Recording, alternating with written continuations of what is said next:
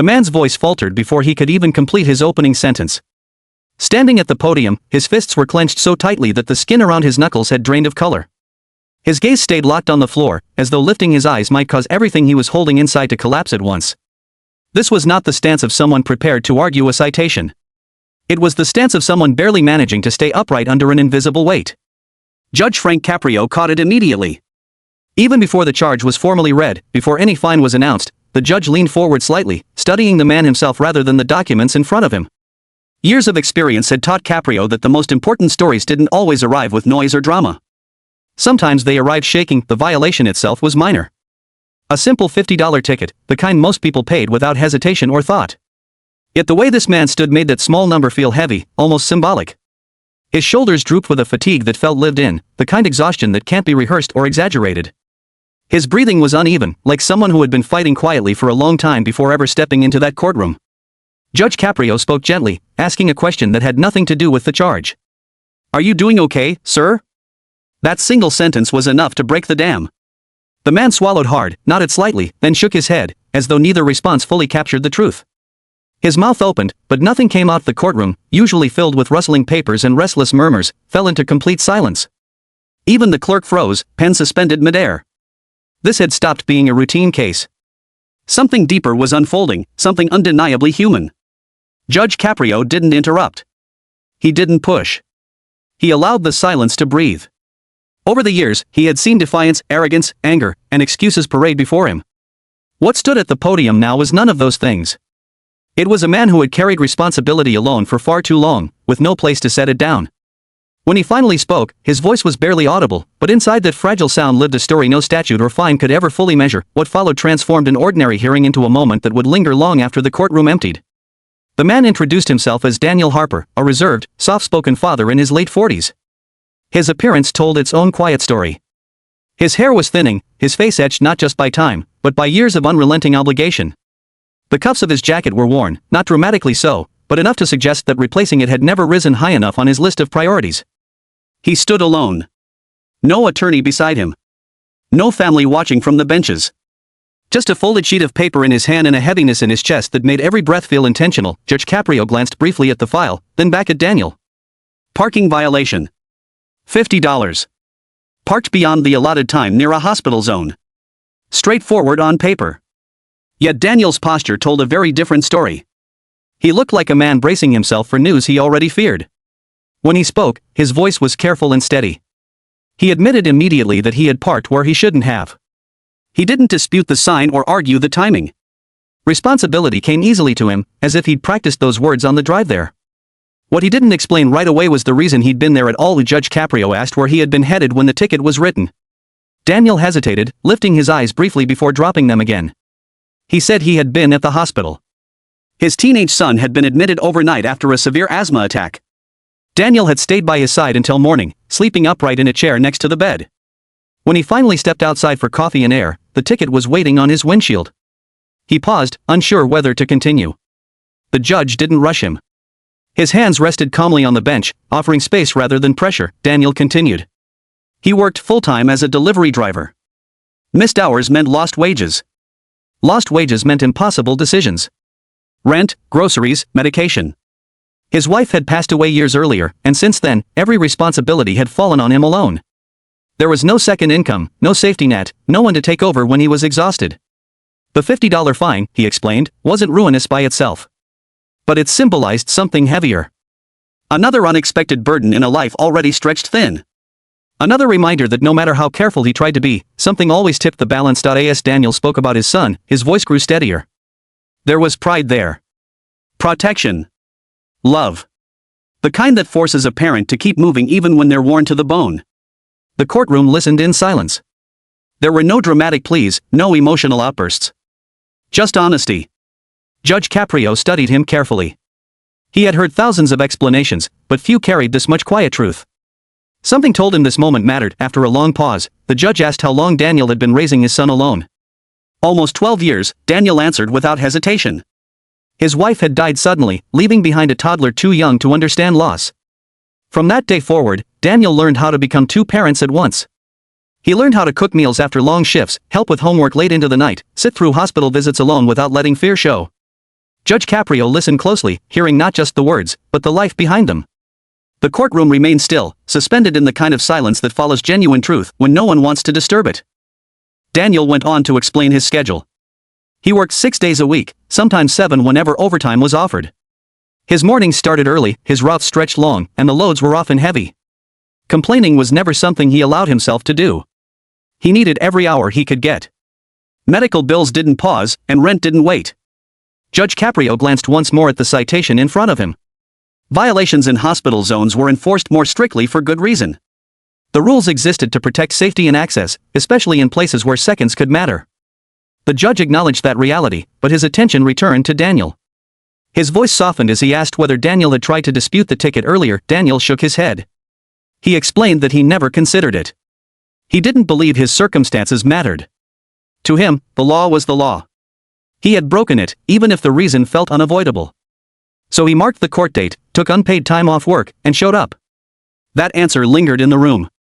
Judge Caprio responded calmly, noting that many people entered his courtroom prepared to argue, deflect blame, or minimize their responsibility. Daniel had done none of that. He had accepted fault without hesitation. But responsibility, the judge explained, did not erase context. The discussion returned to Daniel's son. Judge Caprio asked how he was doing now. Daniel replied that his son was stable, back in school, trying to act braver than he felt. A faint smile crossed Daniel's face for just a moment before he caught himself and looked down again. The judge then asked whether Daniel had ever served in the military. Daniel's posture shifted instantly. His shoulders straightened almost instinctively. He said yes. He had enlisted right after high school, served overseas, fulfilled his duty, returned home, started a family, and tried to live quietly afterward. The atmosphere in the courtroom changed subtly. Judge Caprio acknowledged the service but didn't linger on it yet. Instead, he asked how Daniel had adjusted to civilian life. Daniel hesitated. He said the transition hadn't been easy. Some nights were harder than others. He didn't go into detail, and the judge didn't press him. The restraint carried more weight than any explanation could have. The tension in the room grew, not from disagreement, but from the collision of principles. The law was clear. The violation was real. The fine was modest and enforceable. Yet with each passing moment, the human cost of enforcing it felt heavier. Judge Caprio explained that his responsibility wasn't merely to apply rules mechanically. It was to understand people. But understanding, he added, didn't always lead to leniency. That uncertainty hung in the air. Daniel remained still, hands clasped, eyes forward. He didn't plead. He didn't ask for mercy. He simply waited. The imbalance was palpable. A man who had served his country. A father carrying more than his share. A system built to treat cases the same, even though no two lives ever were. Judge Caprio looked down once again, then removed his glasses and placed them gently on the bench. The gesture was small, but deliberate. Anyone familiar with his courtroom recognized it as a signal that something meaningful was coming. The decision wasn't made yet, but it was already clear this moment was about far more than a $50 ticket. Judge Caprio stayed silent for a long moment, his eyes fixed on the file before him. The courtroom waited. Daniel stood steady but visibly worn, the kind of weariness that comes from years of carrying responsibility without relief. He had said everything he needed to say. Now it was out of his hands. Finally, the judge looked up and asked Daniel to step closer. Daniel complied carefully, respectful, uncertain of what lay ahead. Judge Caprio asked him to confirm his years of service. Daniel answered plainly. He had enlisted young, served overseas, and returned home hoping for a normal life. The judge asked where he had been stationed. Daniel named the place without emotion, as if it were just another fact, though a brief flicker crossed his face, hinting at memories rarely revisited. Judge Caprio nodded and allowed the silence to settle. Then he asked Daniel his age. Daniel answered honestly. Late 40s. Old enough to have lived several lives already. Young enough that the world still expected him to keep going without complaint. The judge leaned forward slightly and spoke about responsibility, how some people carry it for a short season, while others shoulder it for a lifetime. He said that service to one's country doesn't always end when the uniform comes off. For many, it simply takes a different form. The room felt heavier with every word. Judge Caprio explained that on paper, cases like this appeared simple. A minor violation. A small fine. Easy to process, easy to resolve. But sometimes the smallest cases revealed the most about a person. He looked directly at Daniel and spoke about fathers who show up even when they are exhausted. About men who keep their commitments even when no one is watching. About people who refuse to make excuses, even when they have every reason to. Daniel swallowed hard. His eyes lowered briefly, then lifted again, glassy but controlled. He didn't cry. He had learned long ago how to hold himself together. Then Judge Caprio paused and did something no one expected. He stood up. The movement was slow, deliberate, and filled with intention. Chairs creaked softly as people in the gallery shifted, unsure of what they were witnessing. Daniel straightened instinctively. Judge Caprio stepped out from behind the bench just enough to be fully seen. He looked directly at Daniel and said that before ruling on the ticket, there was something far more important he needed to recognize. He spoke about duty, about sacrifices that never earn applause or headlines, about the kind of strength that survives long after recognition fades. He spoke of perseverance that exists in silence, of commitment that doesn't come with medals, only responsibility. Then, without raising his voice, Judge Frank Caprio lifted his hand and delivered a sharp, unmistakable salute. The courtroom froze. Every sound disappeared. Daniel didn't react immediately. The gesture struck him in a way no ruling ever could. For a split second, emotion disrupted his control. Then instinct took over. He raised his hand and returned the salute with precision, his posture firm even as the weight of the moment pressed against him. For those few seconds, they stood facing one another, not as judge and defendant, not as authority and citizen, but as two men acknowledging something far beyond a minor violation. The salute ended, but its meaning remained. Judge Caprio returned to his seat. His voice was steady, measured, but carried unmistakable gravity. He explained that laws mattered, but dignity mattered too. Context mattered. Humanity mattered. Daniel lowered his hand slowly. His expression tightened, emotion no longer hidden. Something he had carried for years finally shifted, just enough to let him breathe. The ticket no longer felt important. What had just taken place would remain with everyone present far longer than any fine ever could. The judge picked up the file again, but the atmosphere had already changed. The tension that once filled the room had been replaced by clarity. Judge Caprio spoke carefully, deliberately, making sure his words landed with purpose. He said rules existed for good reason. Accountability was necessary. But justice, he explained, was never meant to ignore the human being standing before the court. It was meant to weigh responsibility alongside understanding. He looked directly at Daniel and asked one final question. Not about the citation. Not about dates or locations. He asked how Daniel's children were doing. The question caught Daniel off guard more than the salute had. He answered honestly. They were managing. School costs were high. Life was demanding. Some days were heavier than others. But he showed up every morning and every night. Judge Caprio nodded slowly. He said that consistency was one of the most demanding forms of service there was. Harder than a single act of bravery. Harder than a moment of courage. It required endurance. Then he delivered his ruling clearly and without hesitation. The ticket would be dismissed. Not ignored. Not excused. Dismissed in recognition of Daniel's service, his character, and the burden he continued to carry without complaint. A quiet murmur moved through the courtroom. Not applause. Not celebration. Just a shared release of breath. Daniel stood still, absorbing what he had heard. Relief arrived slowly, cautiously. His shoulders lowered for the first time since stepping forward. Judge Caprio added that the dismissal came with an expectation, not a warning. An expectation that Daniel would continue doing exactly what he had already been doing. Taking care of his family. Living with integrity. Teaching his children responsibility through action, not words. Daniel nodded. He remained silent for a moment.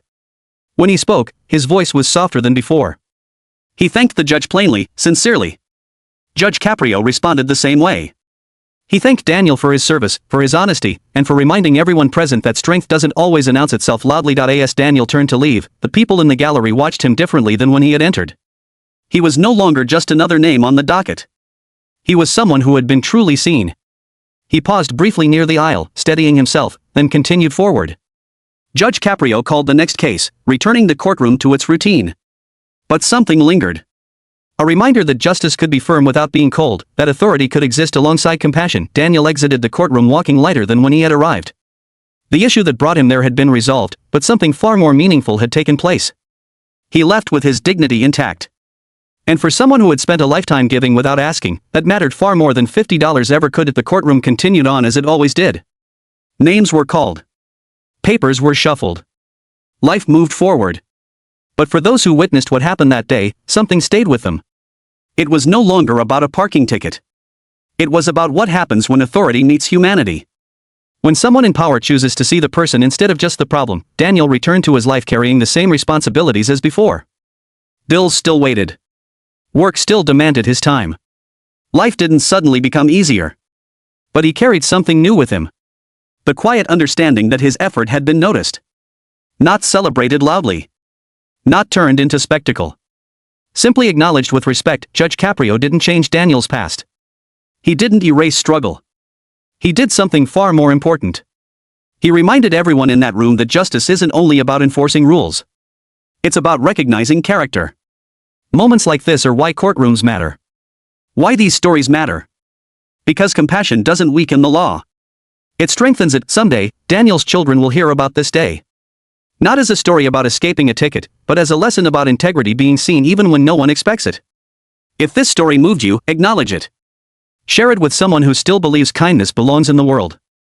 And if you want more stories where justice and empathy meet, consider subscribing. The next one might remind you of something important too. That even in ordinary places, quiet moments of dignity can leave the deepest impact.